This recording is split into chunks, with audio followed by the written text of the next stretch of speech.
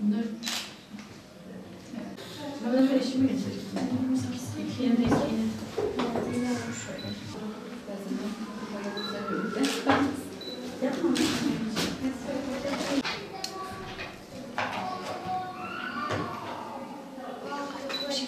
Tamam, bir şeyler var.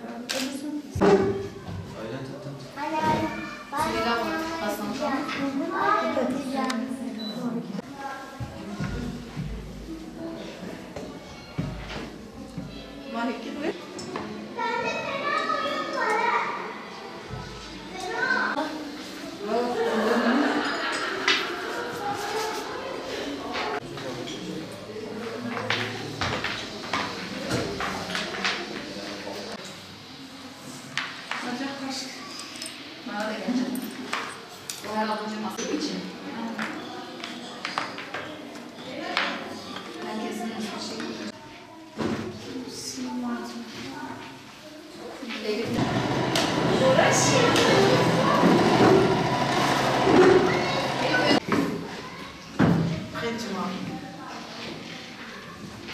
Sen de çocuk sayılırsın. Ben de içeri alalım. Ben bakacağım. Kitap okuyabilirsiniz.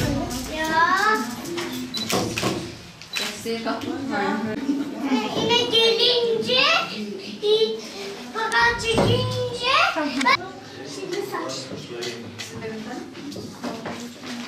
Pratik projesi kapsamında poşet yerine fileler örüyoruz. Hem ev hanımları gelirlerine katkıda sağlıyorlar hem de doğaya faydalısı oluyor. İşlerimiz oluyor. Kendimizi tanıtmaya çalışıyoruz ve internet üzerinden arkadaşların sosyal medya hesapları var. O şekilde satışlar yapıp siparişler alıyoruz. Aynı şekilde oyuncaklarımızı da internet üzerinden satıp.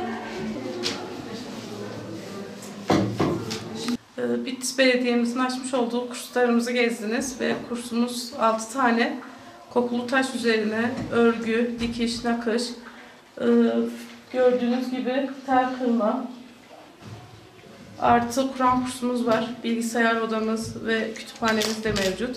Hani bayanlar burada sadece el işi ya da örgü değil de bir nevi yani kendilerini nasıl söyleyeyim yani güzel bir ortama gelmek için burada vakit ayırıyorlar bizlerle beraber. Özellikle sipariş üzerine yapılıyor. Çoğunlukla gelen arkadaşlar çeyiz üzerine çalışıyor. Kokulu taşta hediyelik ürün olduğu için yani isimliktir, duvar süsleri, magnetler. Biz şu an nikah dairesinin evlendirmenin üzerinde kursumuzu açtığımız için çoğunlukla kokulu taşımız nikah ve bebek şekerleri üzerine. En büyük kurslarımızın en büyük amacı da bayanlarımızın bir nevi ek gelir elde etmesini sağlamak. Kurs imkanlarımız şu an yeterli değil. Yani hem maddi olarak hem de yer açısından biraz sıkıntı yaşıyoruz. Yani daha farklı imkanlar olursa güzel olur.